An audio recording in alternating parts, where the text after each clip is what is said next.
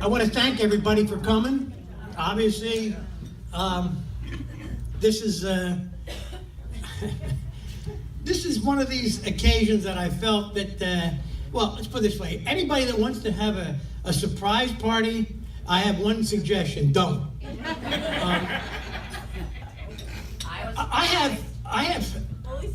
I've had more stress doing this than I ever did building a company, getting married, or anything. We started this in Key West. The idea came up around mid-January. I thought, you know, it's a cool thing. This is a person, Cassie, who,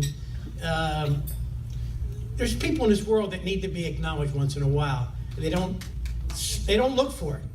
So we figured, all right, let's do this. And then we think, well, you know what? We get older now, and it's interesting tonight. This is the first time in a long while I've had a party, and there were like a half a dozen people that were physically unable. They were not up to, health-wise. You know, that is a reality that I never dealt with before, having parties. Usually we have more than we needed. And now, but anyway, so this whole thing started in Key West, and then, we figured out how many people. We'll get 60 people. Okay, so 5 months and 60 people. I'm not a paranoid person, but I'll tell you, just my paranoia was justified. I'm just going to give you one example. Now, I told everybody this is a surprise. I learned how to delete emails and texts. I am now to the point where I was deleting text messages before I was finished reading them. So I don't even think I exist anymore. I mean, but anyway, the other day, I get an email from this place, confirming the number of people. So the paranoia, so I came over here in a hurry. They would have preferred to have taken that day off. It wasn't the first, but that was the last time. So we're here. I've never really, despite the fact that I have a history of drinking, today was, when I walked through the door, was the first time I actually needed a drink. But having said all this, it's time, in life, as you get older, people become more important, whether it be family or friends or neighbors or whatever. And this is really an excuse really to bring together people that have become the fabric of our lives one way or another. Some people we've known, some people that, Kathy, one person in here, one of Patty's wife, met for the first time, and other people, Kathy's sister and all, had been with her her whole life. So this is an eclectic group. However, there is one segment of people at this little party here that I guess probably gives an indication of where Kathy and I spend a lot of time. Just for the hell of it, would everybody who's a bartender raise their hand? I'm just curious. We have 1, 2, 3, 4, 5, 6. Now we have about. Now I'll stop here. I'll stop here. I mean, by the way, speaking of eclectic, this gentleman here that's walking in. This is like a soup to nuts party. Tommy O'Leary is an undertaker. And he's probably one of the fun people I know. But on a serious note, this is really about impact. Kathy is a person. We all know her strong points. She has brought her A game to every role that she's had in life, whether it be a sibling, a daughter, a mother, a business partner, an employee, a friend. She only has one game, an A game. And the people that have been touched by her, it's a much more, I'm not going to dwell on that because it embarrasses her. But what I am going to mention is a trait that I really myself never knew existed until one day, a long time ago. And that is, Kathy has the ability to impact people with her presence. That is the only other person I've known that could do that was my father. Now, I don't know how to describe that, so I'm going to give you an example of what I mean.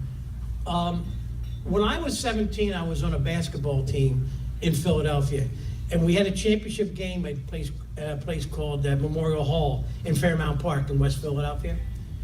And at that time, I was living in the suburbs, and most of my teammates were black boys from the city.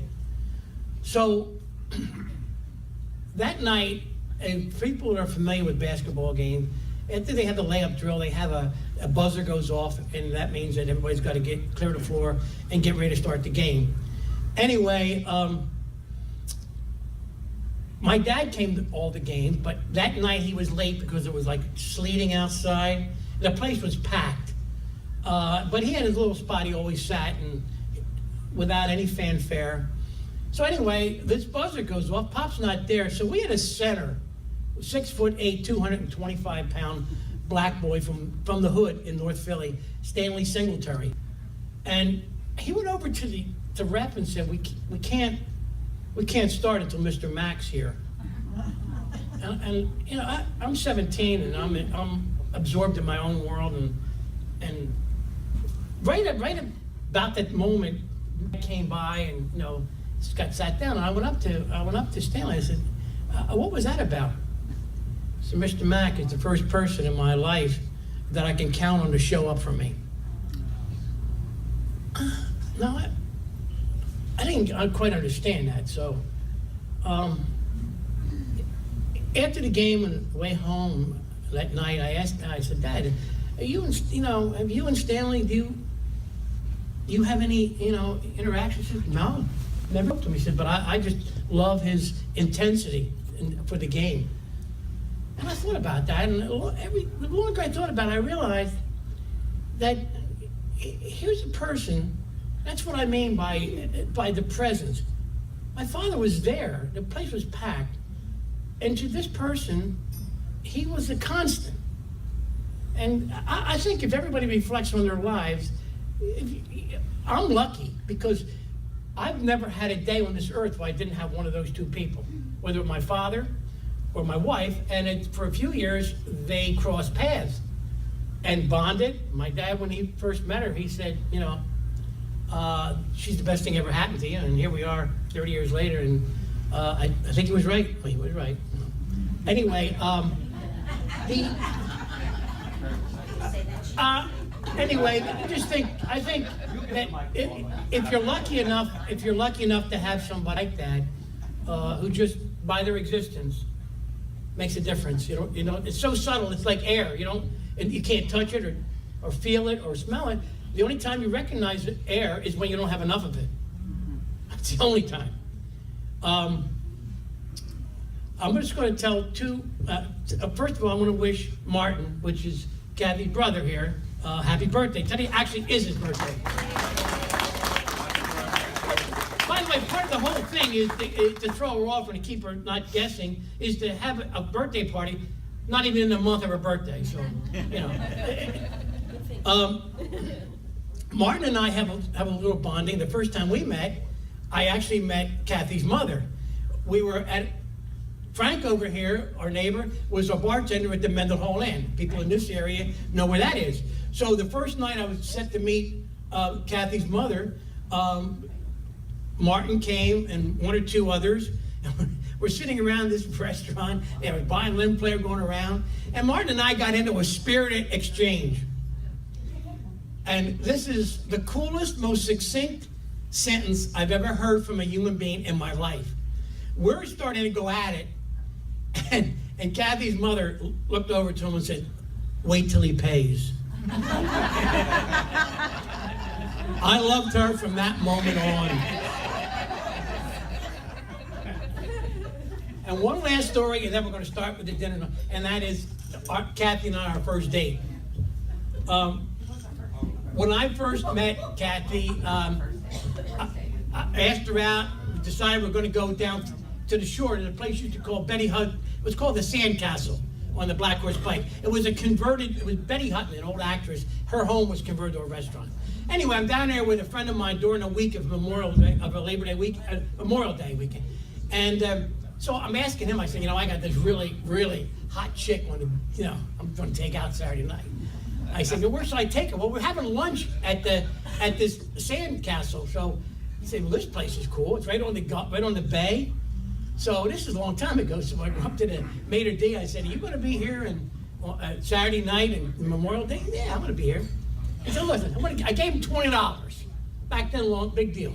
I gave him $20. Listen, I want a table by the window overlooking. This is important. No problem, sir. Okay. So I'm now feeling like this. I am going to be impressive. I've never in my life set out to impress somebody. I did that night. So anyway, we get in there, and first thing I'm packed. I'm looking around to see this guy's face because I want to have a connection. He's there. So I go up to him, I say, hey, remember? Oh yeah, Mr. McGonigal, no problem. So, okay, so we go. We order. That time we were drinking Stingers. So her and I had our first Stinger. So a few minutes later, a girl comes up with the menu. Said, Mr. McGonigal, yeah, come follow us. So we follow. So we're going up the stairs. I thought, man, this is even better. I got a view from upstairs. We get to the top, and there's a table. First of all, this is a converted home. So there's a table right at the top of the stairs by the wall. So he sets the menus down. The woman sets the menus down, so we sit down. Now I am beside myself.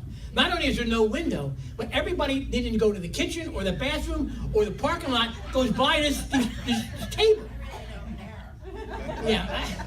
So I am now fired up, but I'm one of these people. I like to think I'm smart enough to take a bad situation and make it good. So I think, you know what? This is a chance for me to impress her. So I decided, hey, I want another table. So I figured, now I'm good. So now on this table we had both of our drinks, and we had a little vase of a single flower and an ashtray. So about 5 minutes later, this guy comes up and said, Mr. McDonald, yeah, can you get your drink? And he said, take the ashtray. The ashtray. I figured, we're going to go to where I paid $20 to get a view. He takes the table, leaving Kathy and I sitting there, pretending there was a table between us. I'm holding an ashtray and my drink. She's holding the vase and a drink. And I realized there's nothing I could possibly do now to be cool. All I wanted to do was get something, a table, anything. What seemed like an hour was probably 2 minutes. Anyway, I was never so happy for the seating that I had once they brought the table back. So that was our first date. Now we're going to have I think there's filet and crab, and if somebody wants, some people that don't eat shellfish or whatever they do, they have some flexibility in the what do you call it, in the menu. And then later on we're gonna we also have a video. By the way, this would never have happened without my daughter Patty. Never. And we have a video of thanks to Kathy Boy Bryan, of people that couldn't make it, and some strange things. So anyway, thank you again for coming, and we're going to have a party tonight. This guy here, Rob, is one of the best musicians, singers in this area. Anybody that's familiar with him. Anyway, all right, my boy, let's go.